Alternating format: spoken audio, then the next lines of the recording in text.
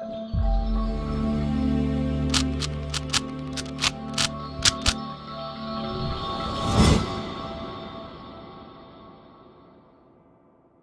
guys, welcome to Viva Classes. I hope you like my videos. If you like my videos, please like, share and subscribe our channel. आप लोगों का support हमारे लिए बहुत matter करता है। तो जैसा आप लोगों ने रिक्वेस्ट करा कि मैम 9th क्लास का मैथमेटिक्स भी अपलोड करिए, तो हम स्टार्ट करने वाले हैं डिफ़िकल्ट चैप्टर से, that is lines and angles, जो बच्चों को काफ़ी डिफिकल्ट लगता है। चलिए फटाफट स्टार्ट करेंगे इसका इंट्रोडक्शन और हम इसके एग्जाम्पल 1, 2, 3 डिस्कस करेंगे, क्योंकि तरीका यही होता है कि पहले आप इंट्रोडक्शन को समझें फिर एग्जाम्पल समझें। कई स्टूडेंट्स एग्जाम्पल को इग्नोर करते हैं एनसीईआरटी के, जबकि एनसीईआरटी के एग्जाम्पल्स काफ़ी इंपॉर्टेंट होते हैं। तो एनसीईआरटी के एग्जाम्पल्स करने के बाद हम पूरी एक्सरसाइज आपको समझाएंगे, यानी फुल फ्लैज कवरेज करेंगे। और एक वादा है, हमारी वीडियोस के पीछे एक ही फंडा है, कम टाइम में कंसेप्ट ज़्यादा, क्योंकि आपका समय बहुत कीमती है। तो चलिए फटाफट से बिना देरी के स्टार्ट करते हैं। क्या है इस चैप्टर के अंदर? तो हमने लाइन्स एंड एंगल्स चैप्टर पढ़ना है। तो लाइन्स के बारे में हम लोग जानते हैं, एंगल्स के बारे में भी जानते हैं, लेकिन एंगल्स को एक बार रिवाइज करना ज़रूरी है। तो चलिए, एक्यूट एंगल कौन से होते हैं? जो एंगल 0 डिग्री से बड़े होते हैं लेकिन 90 डिग्री से छोटे होते हैं। तो इनकी शेप एल शेप से छोटी होती है, राइट। 30 डिग्री का हो गया, 45 डिग्री का हो गया, 65 डिग्री का हो गया, 89 डिग्री तक आपके पास एक्यूट एंगल है। राइट एंगल क्या क्रिएट करता है? बिल्कुल एल शेप क्रिएट करता है, जिसे हम परपेंडिकुलर भी बोलते हैं। ये एंगल आपके पास 90 डिग्री का होता है, इसे हम बोलते हैं राइट एंगल। फिर आता है ऑब्ट्यूज एंगल। ऑब्वियसली जो एंगल 90 डिग्री से बड़ा होगा और 180 डिग्री से छोटा होगा, राइट, ऐसे एंगल ऑब्ट्यूज एंगल होते हैं। यानी अगर आप ध्यान से देखें तो ये आपका एल शेप है 90, एल से छोटा अगर होगा तो एक्यूट, एल से बड़ा अगर हो गया तो ये ऑब्ट्यूज हो गया, राइट। स्ट्रेट एंगल क्या होता है? ये आपके पास एक स्ट्रेट एंगल है जिसकी वैल्यू कितनी होती है आपके पास? 180 डिग्री, जिसका हम यूज़ इस चैप्टर में काफ़ी करेंगे। फिर सबसे इंपॉर्टेंट आता है रिफ्लेक्स एंगल, जो वैसे तो आप लोगों को छोटी क्लास में पढ़ाया गया, लेकिन काफ़ी स्टूडेंट इसे भूल चुके हैं। तो कोई दिक्कत नहीं है, इस कंसेप्ट को समझते हैं ताकि आपको एग्जाम्पल एक्सरसाइज समझने में कोई दिक्कत ना। देखिए, अगर आपको फॉर एग्जाम्पल कोई भी एंगल दे रखा है ABC, राइट, मान लेते हैं आपको ABC एंगल 60 डिग्री दे रखा है और आपसे कहता है इसका रिफ्लेक्स निकालो। तो रिफ्लेक्स होता है 180 डिग्री से बड़ा एंगल। तो बेसिकली जो बचा हुआ एंगल है आपके पास, ऑब्ट्यूज एंगल है, वो रिफ्लेक्स एंगल होता है। तो अगर हमें रिफ्लेक्स ऑफ एंगल ABC निकालना है तो किस तरीके से निकाला जाता है? कंप्लीट एंगल कितना होता है? जैसे स्ट्रेट एंगल 180 होता है, ऐसे कंप्लीट एंगल आपका कितने डिग्री होता है? 360। तो आपने 360 डिग्री में से 60 अगर माइनस कर दिया तो जो मैंने डॉटेड दिखाया है आपके पास, वो एंगल निकल कर आएगा रिफ्लेक्स ऑफ ABC।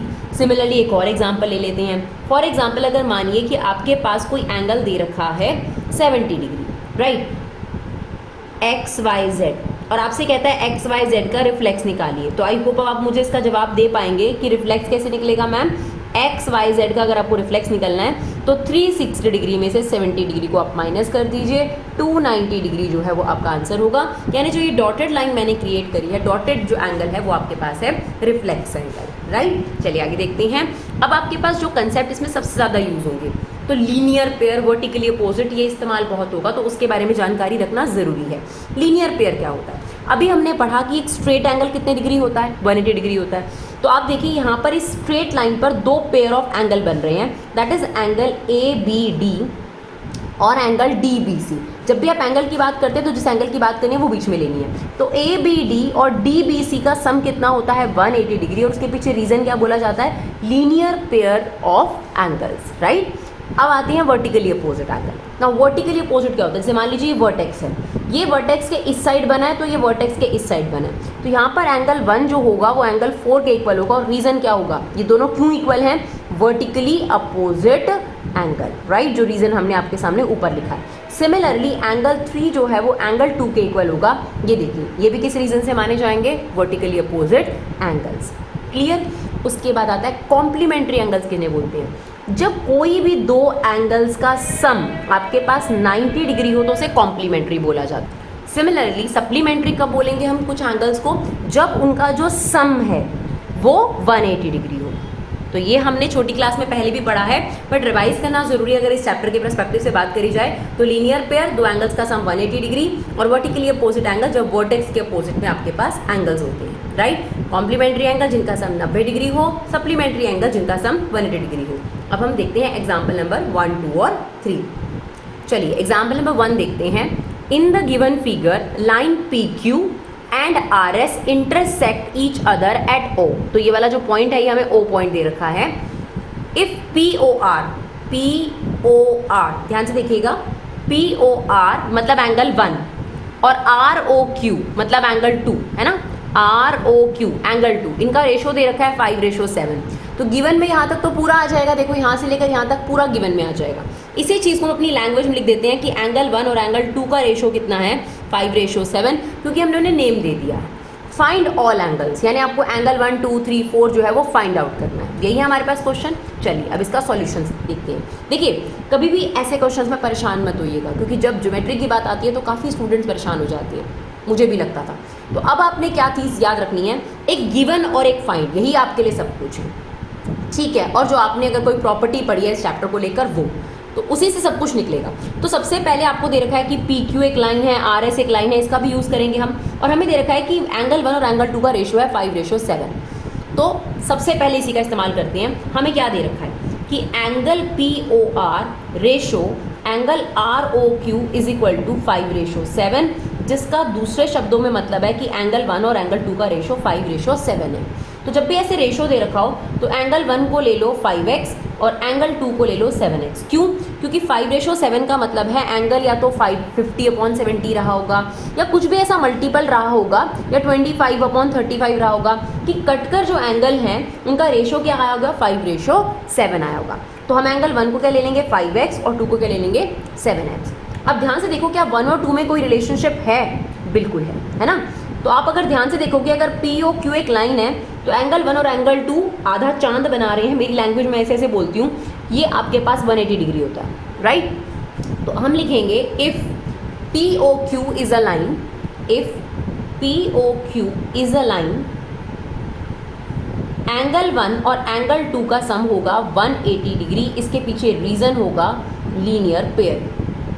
अब एंगल 1 की वैल्यू दे रखी है 5x और एंगल 2 की वैल्यू दे रखी है 7x, राइट, ये हमने रख दी ना। 5x और 7x कितना हो गया 12x इक्वल टू 180। तो x की वैल्यू कितनी आ गई 180 डिवाइडेड बाय 12, जो कि आपके पास होगा 15 डिग्री, राइट। जैसे ही x की वैल्यू आ जाए, सबसे पहले जो आपको गिवन एंगल थे यानी एंगल 1 और 2 उसको फाइंड आउट करो।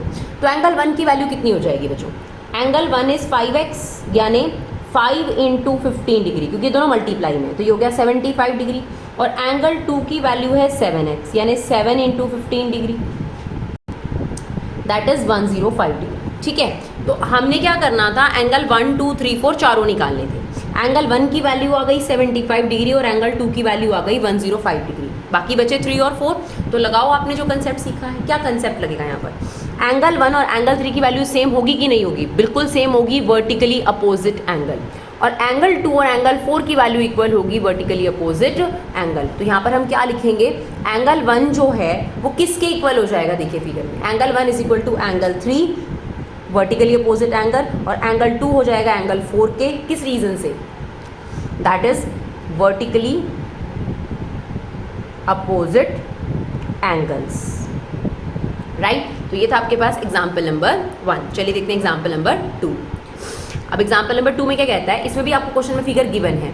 इन फिगर रे ओ एस स्टैंड, ये देखिए ओ एस है आपके पास, ray O S stand between stands on line P O Q. तो पी ओ क्यू आपके पास एक लाइन है और ओ एस उस पर कोई रे है, ठीक है। रे ओ R and ray O T R the angle bisector, ये बहुत इंपॉर्टेंट बात है। एंगल बाइसेक्टर का मतलब होता है ये एंगल को दो इक्वल पार्ट्स में डिवाइड कर रही है, मतलब पी ओ एस को ओ आर बाइसेक्ट कर रही है और एस ओ क्यू को ओ टी बाइसेक्ट कर रही है, क्योंकि रिस्पेक्टिवली का मतलब होता है, देखो दो रेज आपको बताई हैं बाइसेक्टर और दो एंगल्स बताए हैं। तो ओ आर को बाइसेक्ट कौन कर रहा है, सॉरी पी ओ एस को बाइसेक्ट कौन कर रहा है, ओ आर।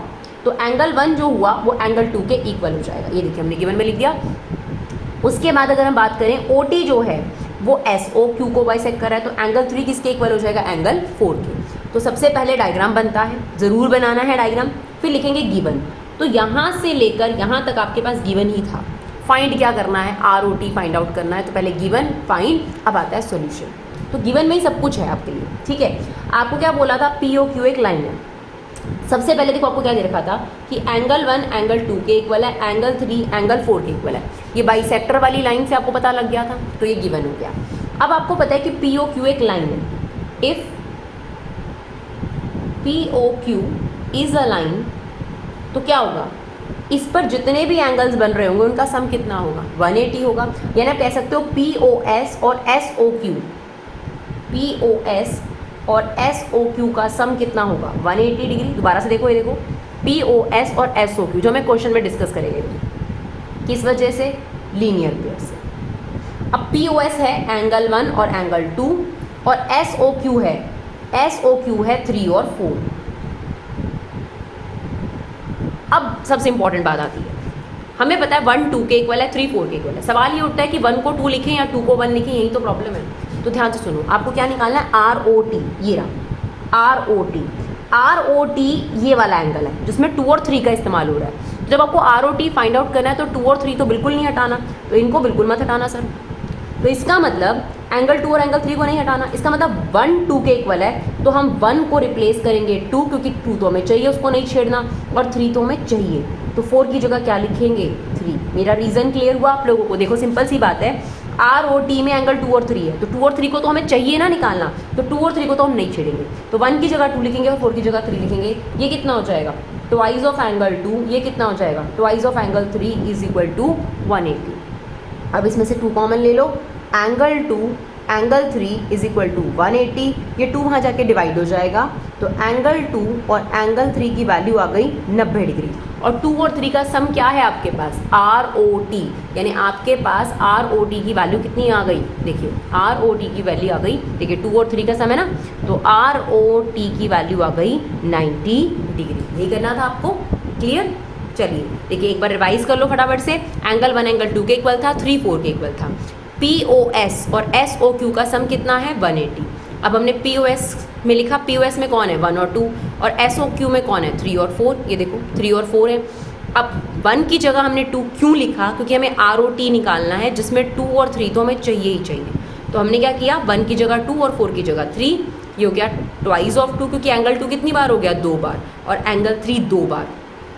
2 कॉमन ले लिया, 2 वहाँ जाके डिवाइड हो गया, तो एंगल 2 और एंगल 3 का सम आ गया 90 डिग्री। 2 और 3 मीन्स क्या है, ROT इज 90 डिग्री, राइट। चलिए देखते हैं नेक्स्ट एग्जाम्पल। इन फिगर, इसमें भी क्वेश्चन में फिगर आपको गिवन थी, OP OQ OR OS are 4 rays, ठीक है, और सीधा प्रूफ स्टार्ट हो गया। तो गिवन में भी हमें लिखेंगे कि आपके पास ये 4 रेज हैं, और प्रूफ दैट में जो हमें प्रूफ दैट दे रखा है। अब इस क्वेश्चन में एक प्रॉब्लम है, और इस क्वेश्चन में होगी कंस्ट्रक्शन। मैम हमें समझ ही नहीं आता कंस्ट्रक्शन कहाँ होगी, बिल्कुल सही बात है। यहाँ पर कोई भी ना एक लाइन नहीं बन रही, और लाइन नहीं बनेगी तो आपके पास वर्टिकली अपोजिट भी नहीं हो पाएगा, और कहीं ना कहीं आपके पास लीनियर पेयर भी नहीं हो पाएगा। तो अभी हमने इस एक्सरसाइज को जब स्टार्ट किया तो कंसेप्चुअल नॉलेज में तो वही चीज़ें इस्तेमाल होनी चाहिए। तो इसीलिए क्योंकि यहाँ पर कोई स्ट्रेट लाइन नहीं है पूरी, हमें यहाँ पे कंस्ट्रक्शन करनी पड़ेगी। वो हमारी मर्जी है, हम PO को स्ट्रेट लाइन बनाएं, हम OR को स्ट्रेट लाइन बनाएं, OQ को। तो फिलहाल हम यहाँ पर OQ को एक्सटेंड कर रहे हैं M तक, और इसे एक स्ट्रेट लाइन बना रहे हैं, राइट। तो यहाँ पर हमने कंस्ट्रक्शन लिखनी है, extend QO up to M। तो एक्सटेंड करने से ये एक स्ट्रेट लाइन बन गई, ये कंस्ट्रक्शन का पार्ट है, ठीक है। अब हमने एंगल को नेम दे देना है, that is angle 1, angle 2, angle 3, angle 4, angle 5। अब ध्यान से सुनिएगा, कंस्ट्रक्शन और गिवन में तो खास बात नहीं थी, गिवन में तो 4 रेज ही थी, तो हम लाइन का ही इस्तेमाल करेंगे ना, कंस्ट्रक्शन का इस्तेमाल करेंगे। अब हम कहेंगे MOQ अगर लाइन है, if MOQ is a line, right, तो एंगल 1 और एंगल 2 का सम कितना होगा, 180। किस रीजन से, सेम लीनियर पेयर है ना, ये देखिए लीनियर पेयर, आधा चांद बन रहा है। अगर MOQ एक लाइन है, उसके ऊपर 180 होता है तो नीचे भी 180 होगा, यानी सेम रीजन से आप बोल सकते हो कि एंगल 3, एंगल 4 और एंगल 5 का सम 180 है। Reason linear pair. अब हम इन 2 इक्वेशंस का क्या करें, तो वो हमें क्वेश्चन मदद करता है। गिवन और प्रूव और कंस्ट्रक्शन, ये 3 चीजें हैं जो आपके सॉल्यूशन को तय करती हैं। तो आप प्रूव को देखो, प्रूव में एक तो आपको 360 डिग्री चाहिए, और सारे एंगल प्लस कर दिए उसने, POQ सबको प्लस कर दिया। ये देखो POQ, QR, SOR, POS, तो आप भी यही करो। इसे इक्वेशन 1 ले लो, इसे इक्वेशन 2 ले लो, और इक्वेशंस को ऐड कर दो, यानी एडिंग इक्वेशन 1 एंड 2, राइट। तो क्या हो जाएगा, लेफ्ट साइड लेफ्ट में, यानी angle 1, angle 2, angle 3, angle 4, angle 5, और राइट साइड राइट में 180 प्लस 180।